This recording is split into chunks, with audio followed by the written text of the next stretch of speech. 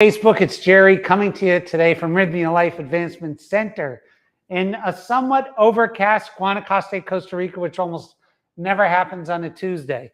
And I have something really interesting to talk to you about today. But before I do that, a little bit about Rhhythmia. Rhhythmia is a life advancement center that believes in something called a soul merger. We achieve this on behalf of our clients, or we help our clients achieve this through the use of sacred plant medicine, spiritual teachings, farm-to-table organic food, cleanses, yoga, meditation, and workshops by some of the world's greatest thought leaders. All that happened here. Hey, does it work? Yeah, it does work. It works to the tune of 97.11% of everybody who's been through the door. Over 12,500 people have been through the door and have had this particular type of miracle, which is a soul merger, happen while they're guests. The better part is 6 months later, for the overwhelming vast majority, 91.88%, this miracle is still working in their life. And this was the week that changed their life. Who comes to a place like this? Everybody. Normal people like you and me. Kelly Slater, the surfer. Martin Luther King III, the civil rights leader. Michael Bernard Beckwith, the founder of the Agape Spiritual Center. Actors, actresses, musicians, and regular folks like us, business people, all come here to have this thing happen. In the last couple talks that I gave, this is called Blessed by Design 3. Previous to that, we were looking at all of the surveys that produce statistical evidence of things that work to manifest on Earth. We looked at it. All the data is there. I can't tell you why it works. I can tell you that it works.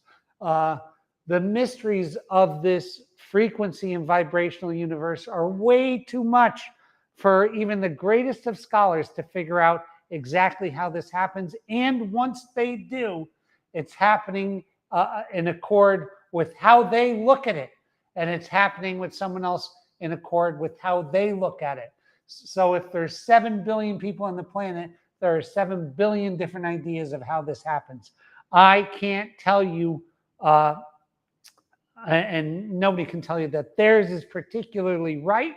It may be, it may not be. What I can tell you is, if you do certain things that happen on this earth in this frequency.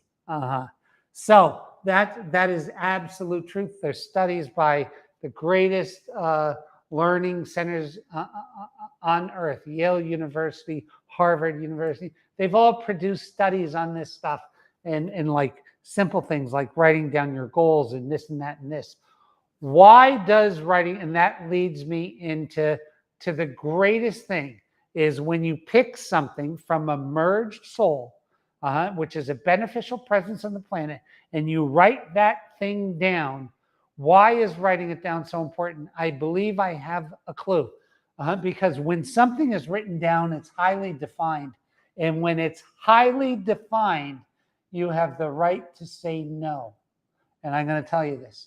Until you can say no, your yes is worthless to yourself and to everybody else. Until you can say no, your yes is worthless. And once you have this highly defined goal, so let's say this.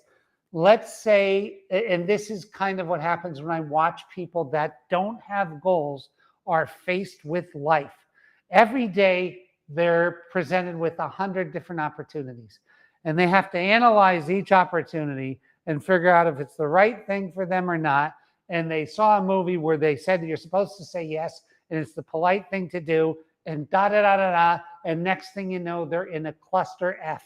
They can't get out of it. They're stuck in 78 different directions. But a person who has a highly defined goal and writes that goal down, let's say that my goal today was, let's say I was in New York, and my goal for that day, I'm in Pittsburgh, and my goal for that day is to get to New Jersey.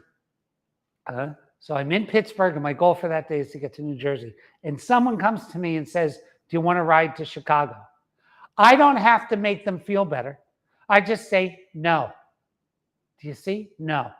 Because if you use this way of looking at a goal and then looking down and looking at a goal and looking down, you know where you're going. It's easy to say no, because 99% of the things that people are going to come at you with are going to take you away from it, not toward it. So if you're in flow, you're going to find that you say no much, much more often than you say yes. And if you watch business people, men or women or whoever they are, but famous business people, their no is their primary defense. No, I know where I want to go, and where you want to take me isn't exactly there. So it's no, but if you can amend it, it's a yes.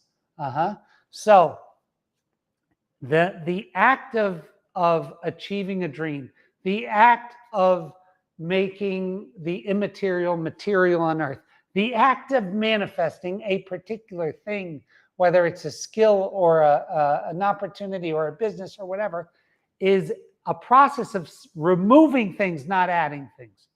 Now, I want to tell you, it's removing things, not adding things. There is something in your mind. There is something in your subconscious or your conscious or your belief system that has kept you from doing what you know you need to do in order to get where you got to go. There is something there. It's not the addition of something greater. It's the removal of an impediment. So when we look at our lives, what you'll notice is people who are super, super, super successful, whether it's a golf swing, whether it's a way of riding a wave, is to remove something, not add something. And to remove something, we need the word no. Now, for a lot of people, this is super uncomfortable because they were taught that nice people say yes. You know, there's been people who've been taken advantage of sexually that they wouldn't have done it, but they were trained to say yes. So no is our defense of our sanctity. It's our keep as keeper of our goal, as manifester of our dream, as creating this beneficial presence. You got to say no. Now, when you say no a lot, and I do, there are people who are not going to like that. There are people that have worked here and thought that this was more of a collaborative effort. It's an effort between me and the moon. Me, Jeff, and the moon. Me, Jeff, Jorge, and the moon. Me, Jeff, Jorge, Mitra, Tita, and the moon. It's a collaborative effort, but it's a very singular purpose. So we say no, especially in the beginning. You say no more in the beginning than you do at the end. Why? Jeff Bezos starting Amazon. There were fucking, at his meetings, there were hundreds of people saying we should do this and we should do that and we should do this. But as he said no to those things and created this system and less people, as more success is garnered, come with different ideas, and more people come up with the ideas on how to enhance the primary idea. So if I know I want to get there and someone walks up to me and shows me a better way of getting there, I am yes. And I don't have to think about it, because most people spend all of their time thinking, is this right for me? Is that right for me? I don't. I know where I want to go. And I have a great idea after you're done talking to me. If that proposal gets me there quicker, better, however, or not. And if it's a not, I don't have to feel bad about telling someone no. And I don't. My no's are strong no's, right? Now, that's one of the greatest gifts that I was given, was I watched someone who said yes to everything get in a whole lot of trouble. And I watched someone who what appeared to say no to everything reach super, super, super success levels. And then I was trained about removing, not adding. And by the removal, if you remove the things that are not working, the natural elevation takes place, right? It's really, really, really simple. And by the way, if in your mind you believe you should have been a place that you're not at yet, instead of acquiring some new skill to get there, remove an existing impediment that's keeping you where you're at. Simple. It's really simple. And one thing that the plant medicine shows us, ayahuasca, is how simple the earth universe works. It's easy. We complicate it with all these conflicting thoughts and agreements and all of this stuff. It is simple. It is simple. And the plant medicine shows us that. And you can always tell someone who gets it, because the next day they see me and they go, I get it. I've been making it too hard.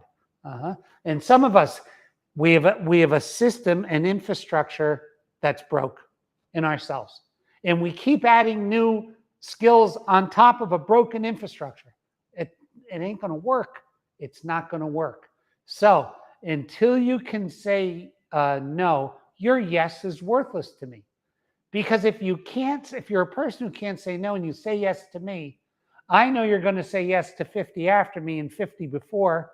And all that creates is more conflict and unfulfilled agreement between you and I. So in the universe acts this way because it's called definiteness of action, or definiteness of activity. When the universe picks up on your vibration that you're going in a particular direction in a particular way, and that nothing is phasing you in that momentum, it joins you in assist. It joins you in assist. Now, it takes a while because it has to be convinced that you're actually going to keep going the direction you're going.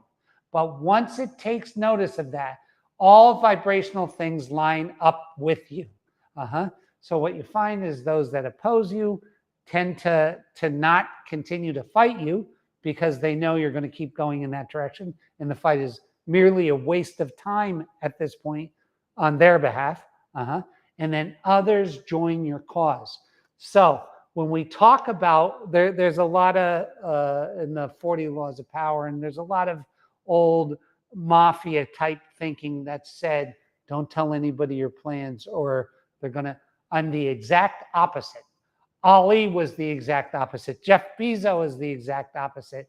All these guys, the guy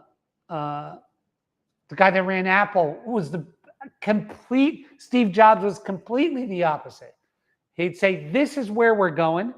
I want this 800 vinyl records on this little thing here. You guys figure it out. That's what I want. That's where we're going. So I'm telling you that if you don't have definiteness of purpose, then don't tell people. If you're doing something illegal or wrong, don't tell people.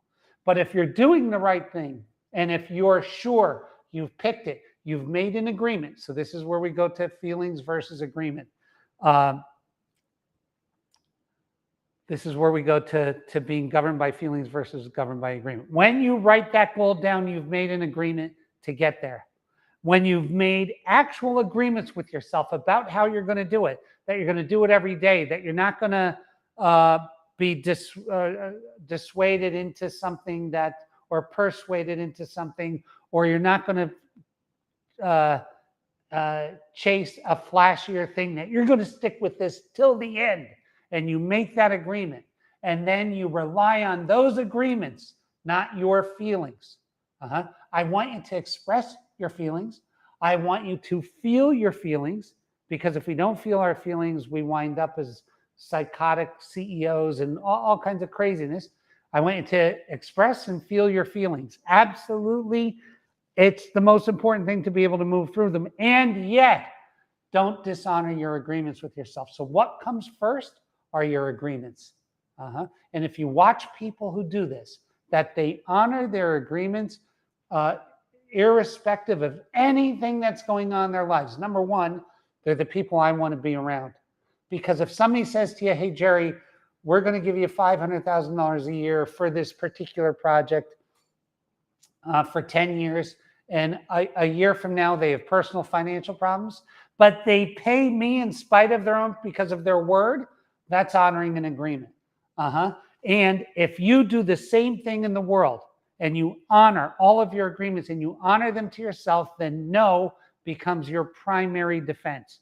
No, I don't want to do that. No, I don't want to do that. No, I don't want to do that. All of a sudden, you're shaping your destiny. You're doing manifesting. And people say, well, no is not as high vibrating as yes. That's a lie. It's what that no represents that has its vibration. It's what that no represents that has its vibration. Hey, do you want to kill those children? No. You're telling me that that doesn't vibrate? You're ridiculous stuff, right? So if you follow me on this, now, in this act of learning to say no, right, we might not be perceived as kind, gentle, understanding, or amiable or pliable as we used to be perceived. So what? This world, as it sits today, puts more emphasis on how something is perceived, how politically correct we use our words, than our actions, which is crazy. Now, and I talk about this from time to time. I had a grandmother who was terribly, what would be perceived today as mean, and yet she did the right thing by everybody. She did the right thing by the people in her family and gave her all of her sustenance to that. If her neighbors needed something, she'd complain about it, yell about it, and do it. She would, if her community needed something, she'd be the first one to give the shirt off her back to those people. So don't get all preoccupied with how nice they look. In the world of politicians, some of the slickest ones who are perceived in the most, later in life, we find out that they weren't the best people, or operating even with the good of everybody in mind, right? So I'm going to tell you what I love. When I'm doing business with someone, I like people who are maybe a little bit worn by the earth, a little cantankerous, a little bit, maybe they curse a lot. There's already a study out that cursing is akin to truth tellers. Maybe they curse a little bit. Maybe they do this. Those people, generally, when you give them your idea and they pick it apart and say no to this part, no to that part, and no to that part, when they say yes, their yes has teeth. It has value. That's how I want you to be with yourself. And that's what the medicine showed me. The medicine is a mother, and the mother exudes love, but she's also strict. Anybody who doesn't think that Mother Ayahuasca is strict hasn't done it. Super strict, super strict. What does strict mean? It means she has the ability to say no. She has the ability to show you your dark side. She has all those abilities. So in our act of manifestation, in our act of becoming a beneficial presence on the planet, hey, Gerry, do you want to go rob a bank? No. Hey, Gerry, do you want to go steal money from these kids? No. No becomes a big part of it. Hey, Gerry, do you want to start this other business while you're working on this business? No. I don't care how good it is. I made a commitment, and my commitment is what is driving me, not my feelings. My feelings. So let's say a young, handsome couple get married. And they make a commitment that they're, and this is under a monogamous relationship, that they're there for each other. But they're both young, attractive, and successful. They're each going to have 100 people a day who want to have sex with them, or want to end their marriage, or want to do this and want to do that. Their no is, and not that at times they're not going to feel like it might be a good idea, because they're all human people. But the only thing is their agreement with themselves and with each other.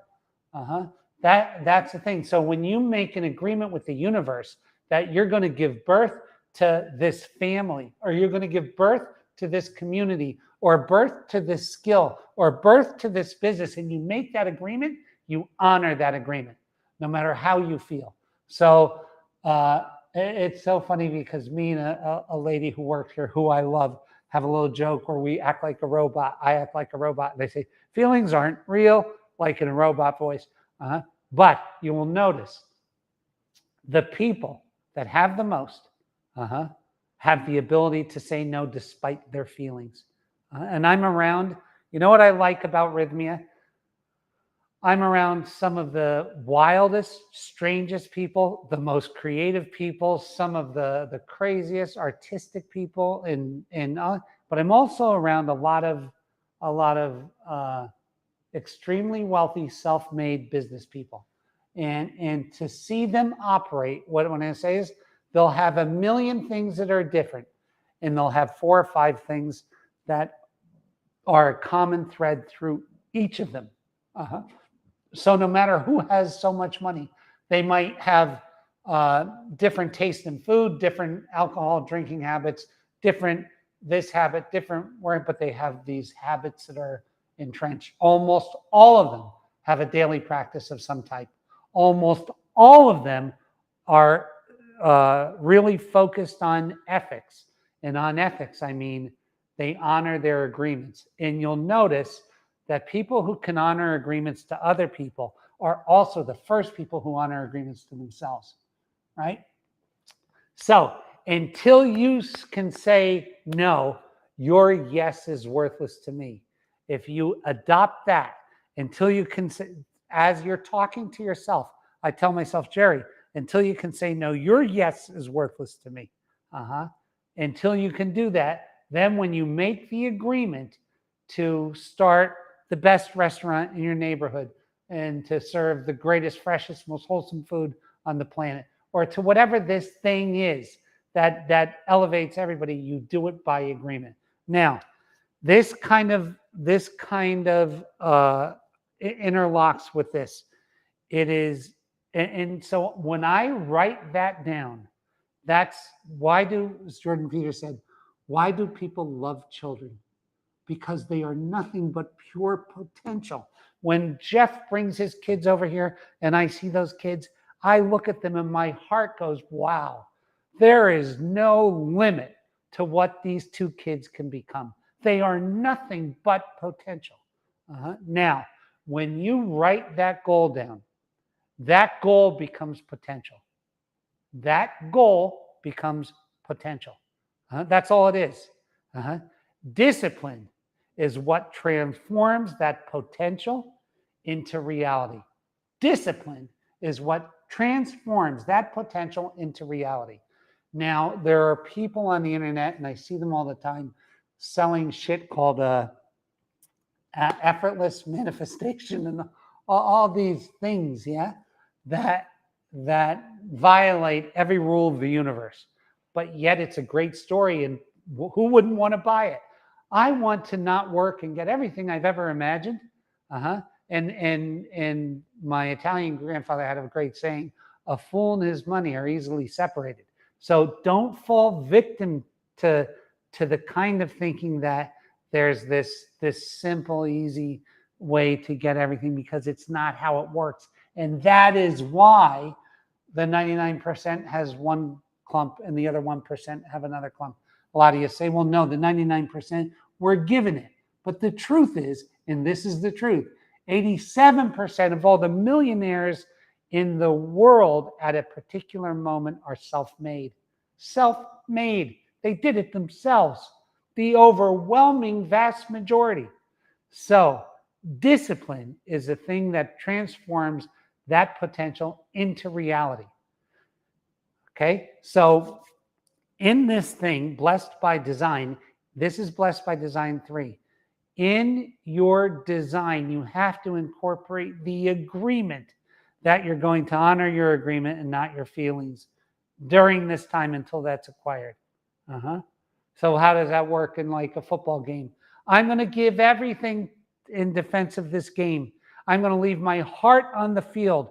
I'm going to break myself down, and I don't care, because I'll have time to recuperate between this game and the next game, because your body is always going to look for the easiest thing for you to do so it can obtain rest. Your fear component is always going to look for the safest thing for you to do because it's a very old mechanism, and fear is the driver of that. I'm going to ask you to not pay attention to those things, right? And to honor your agreements. And if you do that, you'll get everything that you want. And if you don't get there, here's about the people who miss. If your goal, or if the object that you're trying to manifest is big enough, you can miss it and have 1,000 times more than anybody else. Miss it. And what you're going to find is, at some point in this process, fulfilling the obligation of your agreement to yourself is going to become more fun than kowtowing to your feelings. It is, because you're going to be able to see progress, and humans love to see progress in themselves. It's the nature of our design. Anyway, God bless you, God keep you, God hold you, and we will talk to you next week. Thanks for your time today. Cheers.